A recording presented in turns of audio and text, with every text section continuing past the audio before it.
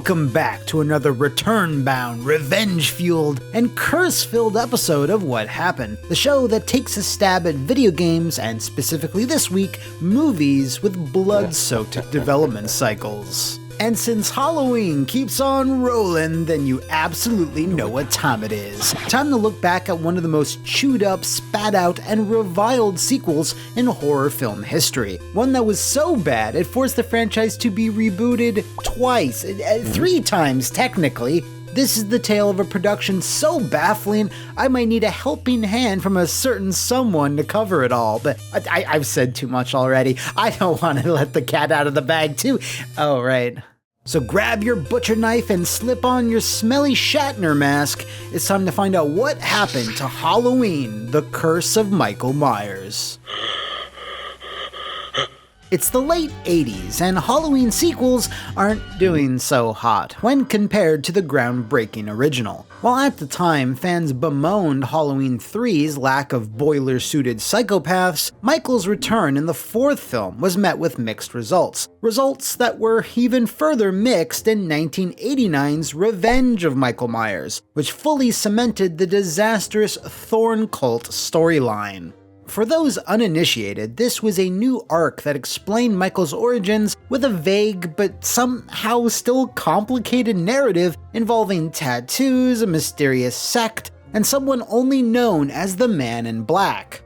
No, not that one. But it's with the 6th film, Curse of Michael Myers, which made its way into theaters 6 years later in 1995, where things truly went off the rails. Now, I know what you're thinking. Whoa, a 6-year gap? Well, I assure you, it wasn't for lack of trying. The whole pitching, writing, and production and post-production phase actually lasted that long. The script that got the most traction was Halloween 666, written by Daniel Farrens, a self-professed fanboy of the franchise who had impressed executives with his writing skills despite being a newcomer on the Hollywood scene. This was described as an intense and scary take that stuck closely with the series' tropes and was reportedly so good that it convinced franchise favorite Donald Pleasance to return to the role of Dr. Loomis. However, this version wound up being used as more of a prototype for the shooting script, which then morphed into the Curse of Michael Myers that we all hate today. Because you can't have a movie edition of What Happened without numerous rewrites. I've actually rewritten the script for this very episode a couple of times myself. Funnily enough, the Curse moniker was something added much closer to the final release of the film, as for a good long while, the movie had the temp name of Halloween 666, The Origin of Michael Myers. You can even see a trailer for that version in the VHS release of The Crow. Oh my god, I'm already getting sidetracked. There's just so much here. Okay. One of the chief reasons the movie had such a rocky production and especially post-production period was because of Dimension, the movie company owned by the infamous Weinstein brothers. The blackest eyes, the devil's eyes.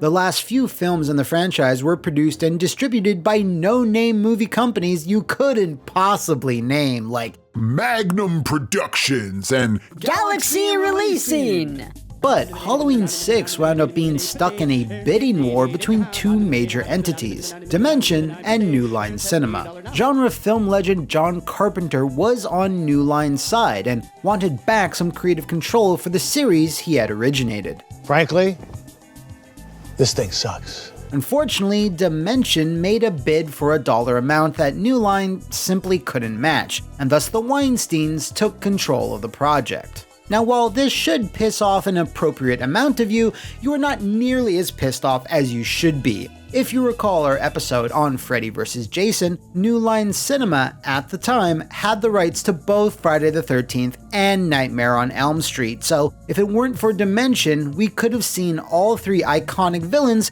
duke it out in a blood-splattered threesome. The producers, Mustafa Akkad and Paul Freeman, figured that Dimension's much bigger standing and resources would be the shot in the arm that the franchise needed. What they weren't prepared for was how much more mainstream the studio was and how little freedom they would be given. Once all the business stuff was finally locked down, Brian Farrens had only 3 months to produce a final shooting script that now had to adhere and connect to all the Thorn Cult bullshit. he contacted the dozens of screenwriters who had contributed to the last 2 films for guidance. What was the plan going forward? Who was the cult leader? How did Michael fit in? Every single one of them came back with some variation of, I don't know. Everyone just said, well, we'll figure it out in Halloween 6.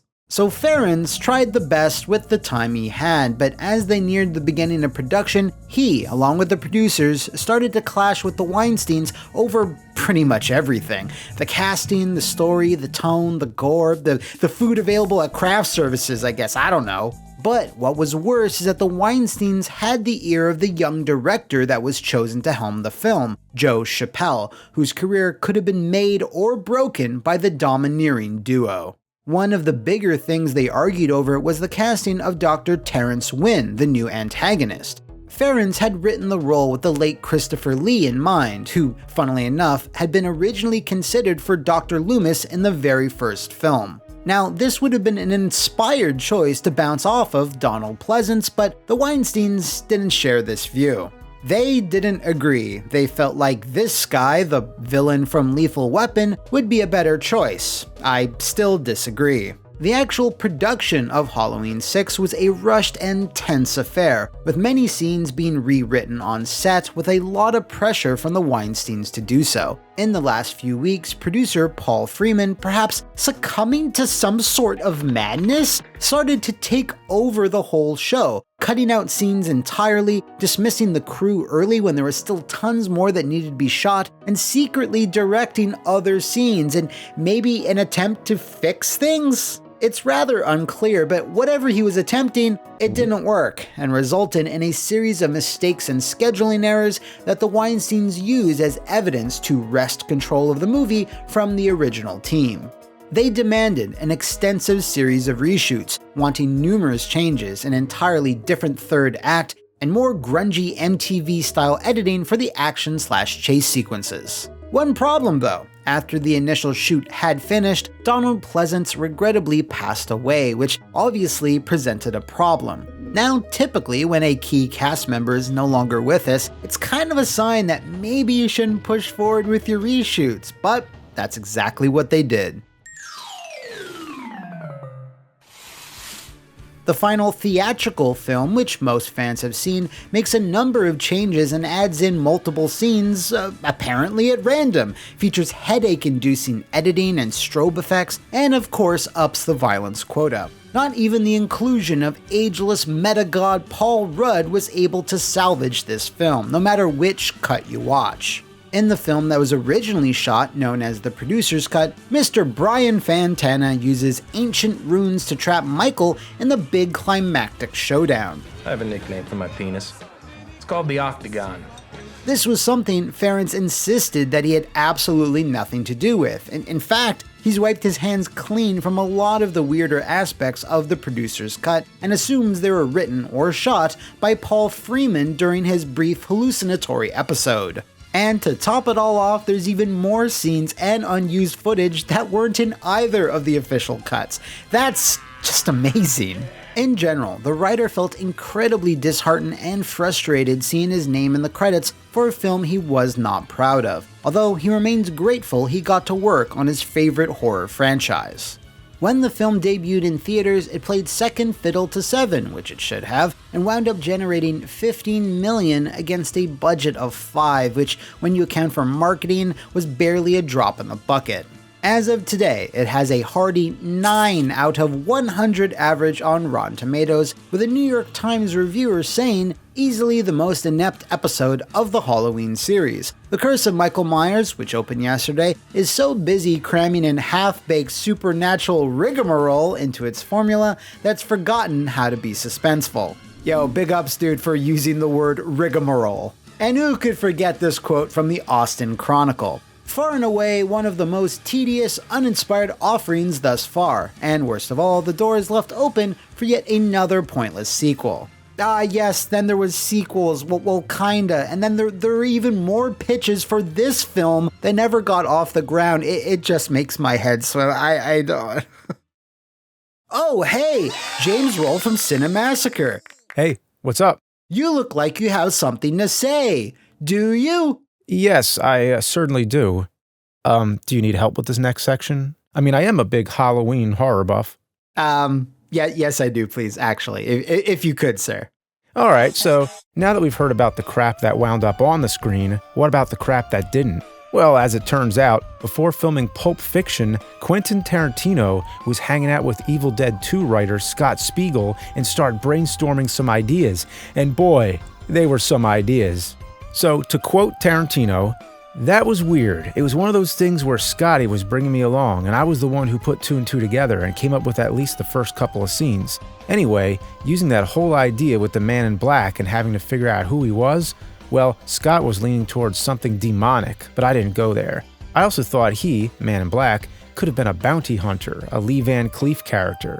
I didn't write it down, but what I would have done was have it begin with 15 to 20 minutes just of the man and Michael having left the jail, what it takes to get him out of sight.